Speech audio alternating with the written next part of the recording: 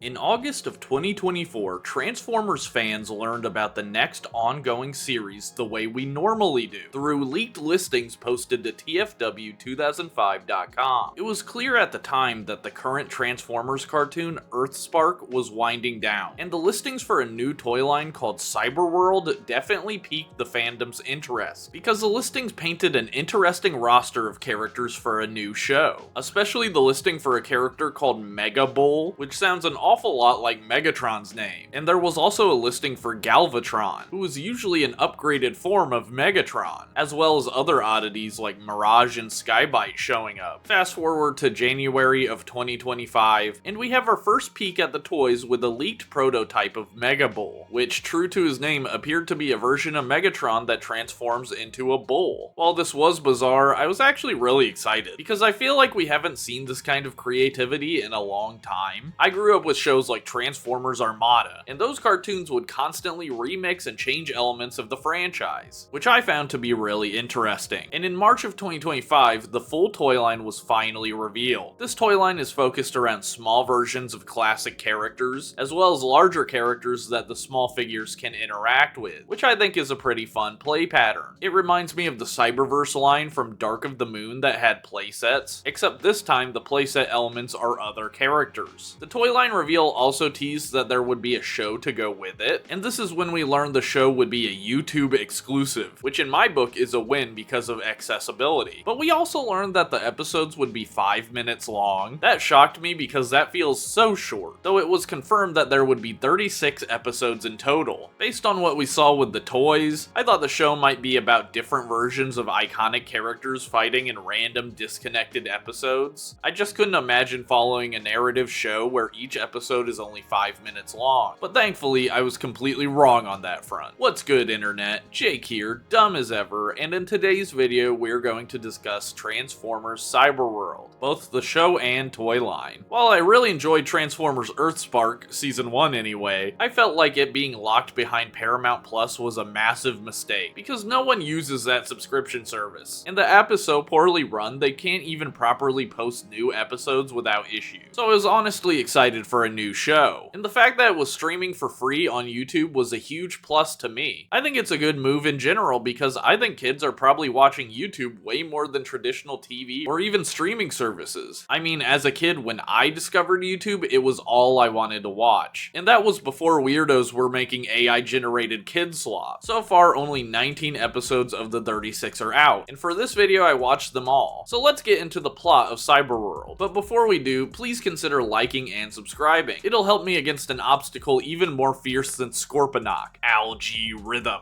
Like I said, the show is split into 5-minute episodes, and new episodes have been coming out on Saturdays. I was very sure the show was going to be largely disconnected before watching it, and I'm glad I was wrong, because the show has a great way of being episodic while also telling an ongoing narrative. You kinda have to look at the show from the perspective of a kid just browsing YouTube. Clicking on any episode will give you a fun adventure or game the characters participate in, but it'll also give you a few moments that progress the story. Let me set the stage for you. Cyberworld is an unknown world where Autobots and Decepticons alike have awoken. Optimus and Bumblebee have just arrived on this world, which is built a lot like a video game. Instead of outright fighting, characters often play games to battle, which randomly spawn in. When a character wins, they gain Energon from the losers. Energon increases their levels and makes them more powerful. That being said, there's also a lot of out-of-game battling, but fighting out-of-game doesn't really provide Energon, though Transformers do lose Energon when they're hurt, and it's implied that several characters have died while on Cyberworld. The first character we meet is Optimus, who awakens while falling into the jungle of Cyberworld, where his firmware is updated to show his level and mini-map. This Optimus is pretty classic. He loves to give speeches, tries to sacrifice himself, and would like to solve things peacefully when possible. Greetings, mighty Scorponok.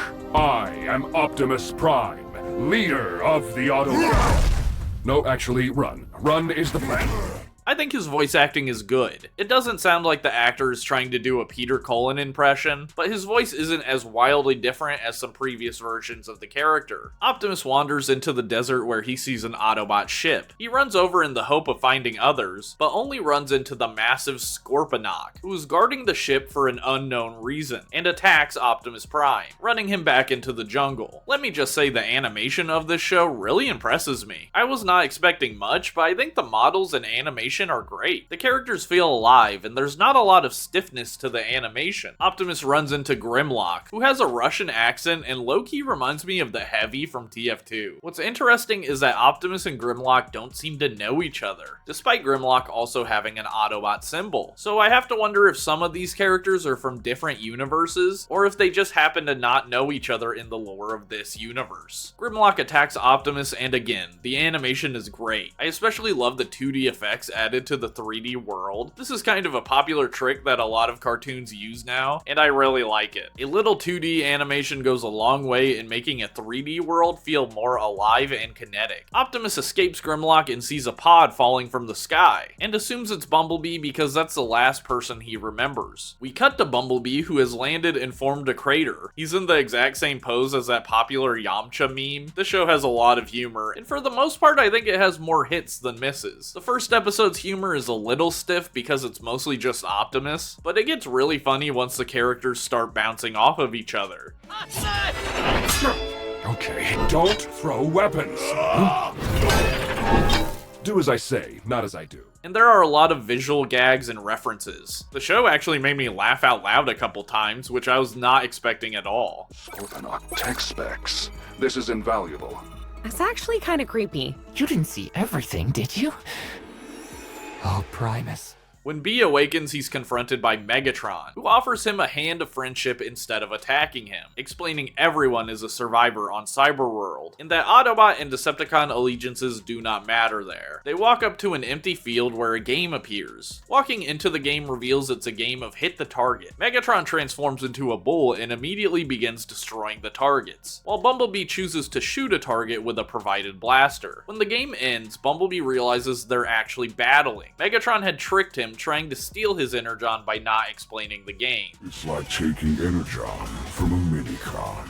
But as the game wraps up, we learn Bumblebee actually won the game because the goal was to hit the target, not destroy them. So Megatron loses Energon while Bumblebee gains it. Megatron is a sore loser though and blasts Bumblebee away, just in time for Optimus to find him. Bumblebee is very much a comedic relief character, but I do think he's generally funny. And I also feel like the show lets him be competent as well. He doesn't always make the right choices, but he's still a skilled soldier. And he's probably one of the best bots at the minigames. Megatron brings that classic bad guy aura, and I really like that in the first episode we actually see him deceive and trick Bumblebee. It's not often that the Decepticons really display the deceptive nature of their name. Shortly afterwards, Optimus and Bumblebee defeat Grimlock and Snarl, gaining some new equipment from a loot drop. Snarl is a really great character. He's got a samurai vibe, but he's also giving white guy that is super into anime and just copying it. To his credit, he's actually really powerful though. Optimus and B run into Elita 1, who is mid-race against Skybite. Optimus, who still doesn't quite understand Cyberworld, thinks Elita is in danger and tears through the confines of the race, destroying the minigame, and causing Elita to automatically lose. Elita is understandably angry and the Autobots are attacked by Skybite, who is an absolute freak in this show. Look at you with your little maybe. Would you stop with the teeth thing? Traditionally, Skybite is a poet, but this version is a straight psychopath who has killed several Autobots already, including Wheeljack. Optimus tries to reason with Skybite at first, and it does stop the fighting for a moment, but once Skybite realizes it's Optimus Prime he's talking to, he immediately attacks again, because Skybite works for Megatron and knows that Optimus is his arch enemy. But what's interesting is that Skybite had no idea he was talking to Optimus until Elita revealed it. Again, I'm not sure if he's from a different universe or he just happens to not know what Optimus looks like, which I would find surprising. Optimus finds that Elita is a lot different from her usual self. She's hellbent on getting revenge on Skybite, and reveals that she's spent cycles on Cyberworld, which I choose to take as something similar to years, because it's been so long that Elita just assumed Optimus was dead. From this point on, Optimus, Elita, and Bumblebee are our core team, and other characters briefly join their group and leave within an episode or two. But those three are our main group that we follow through the show. The main goal of the first half of the season is to beat Scorponok and leave on the Autobot ship. And throughout the episodes, we learn secrets and clues as to what's really going on. Some of the reveals that are made towards the end of the first arc actually shocked me. Like, it's not mind-blowing, but the level of depth to some of these characters actually surprised me. I think the show has really hit a flow state with the most recent episodes, and I'm really looking forward to where the story goes next. I'm not going to recap the entire show here. One, because it's still ongoing, and I think that would be weird to recap just half of a show. And two, because it's short, it's free, and you should just watch it yourself. But I will end this section with my crackpot headcanon. I think Cyberworld could serve as an excellent follow-up to Transformers 1. It features Optimus, Alita, and Bumblebee as our three main characters. Bumblebee retains his goofball comedic relief personality from the movie. Alita is a hardened soldier that can still have a laugh every so often. Dodge roll! Dodge roll! Dodge roll! Dodge roll! Dodge roll! Hey, could you try hitting something? Whoa! I think my thing's working better. And Optimus just feels a bit young, not so much the wise warrior that we often see in modern Transformers media. Megatron is the biggest outlier, but we also didn't really get to see Megatron's personality after the final fight in TF1. There's also the fact that a lot of these characters don't know each other. And all of the characters that don't know our core Autobots are characters that were not in Transformers 1. Mirage was technically in the Iacon 5000 race, but he would have only seen Orion Pax and D16, not Optimus and Megatron. I know this is a total crackpot theory, and I don't actually think Cyberworld is connected to Transformers 1, but as someone who was heartbroken by the fact that 1 isn't getting a sequel, it is nice to feel like I'm getting more time with these characters, even if I'm not really. Now let's talk about the reason Cyberworld even exists, the toys. Unfortunately, the toys do not match the quality of the show. There are two kinds of figures, the small 4-inch figures, which are called Cyber Changers, and the larger playset-centric toys. For this video, I bought 7 Cyberworld figures. I have to admit, I bought more than I meant to. After watching the show, I actually had to get an Alita 1. I mean, she's the main character in the show after all, and I also had to get a Megatron to complete the group, of course. And I mean, Skybite is a shark with wheels. I had to get a Transformer that turns into a shark with wheels, right? Okay, so obviously I became a bit invested in the Cyberworld toy line. As single figures, I think these toys are incredibly weak. They all have the same articulation, arms with no elbows, and their legs can move and have knee joints, but that's it. It's extremely simple articulation, and I'm glad that they have at least standardized knees, but come on man, give these toys some elbows! They're so stiff and you get so little personality that you see on screen through these toys. The transformations are also exceedingly simple.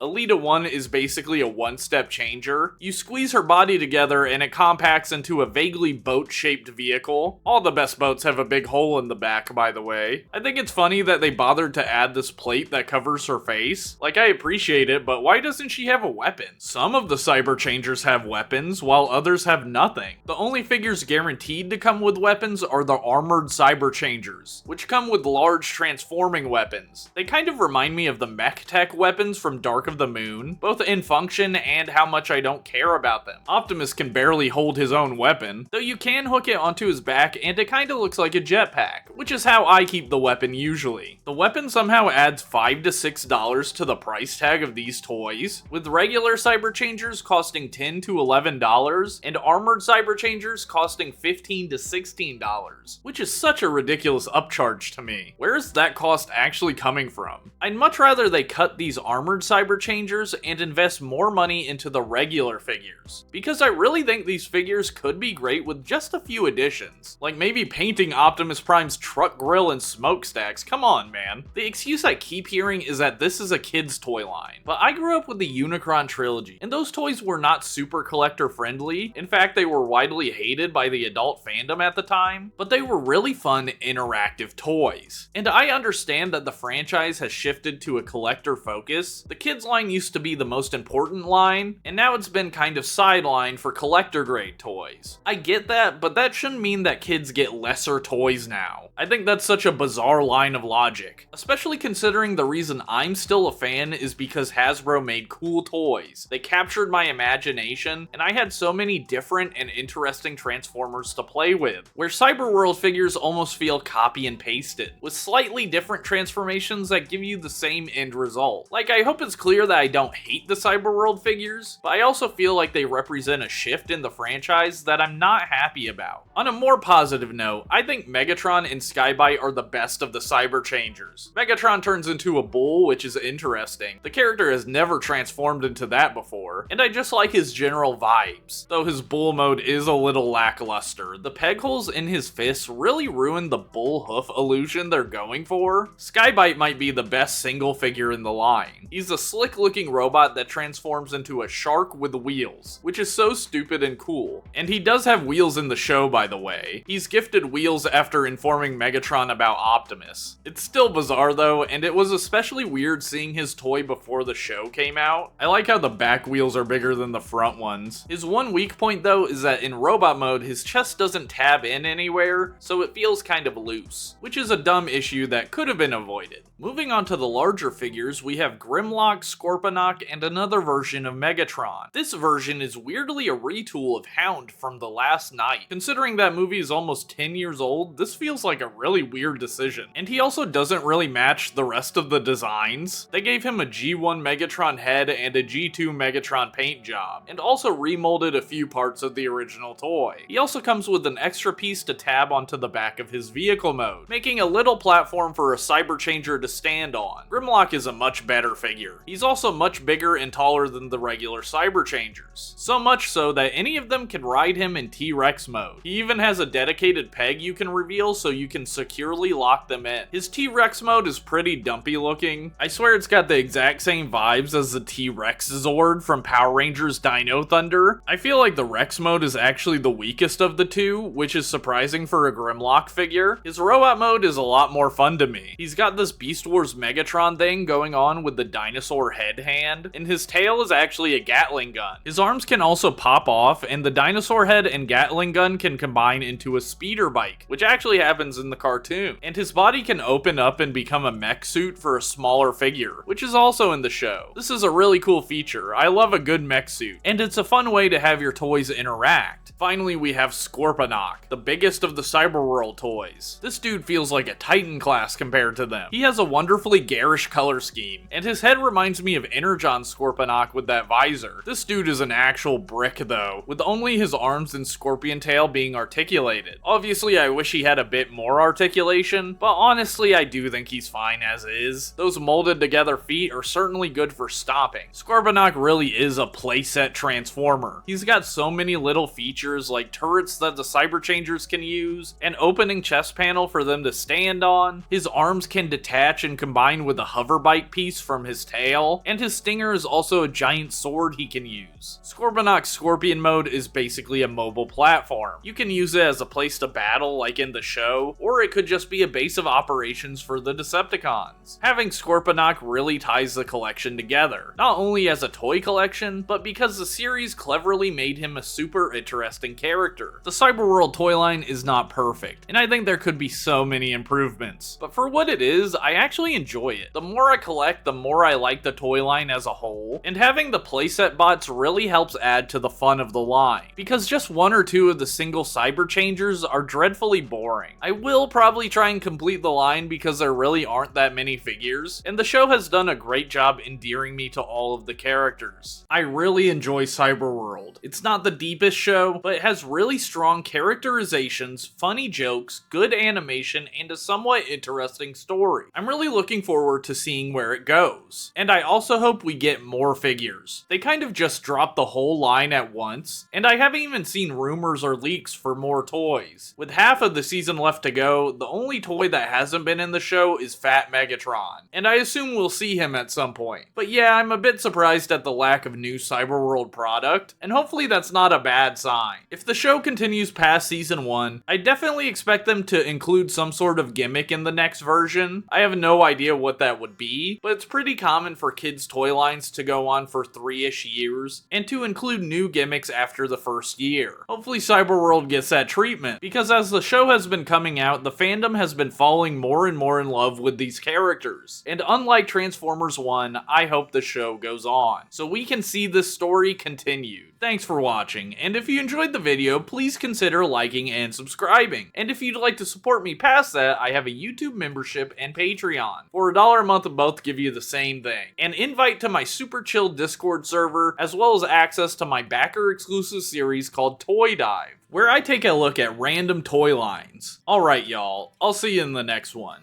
Ciao.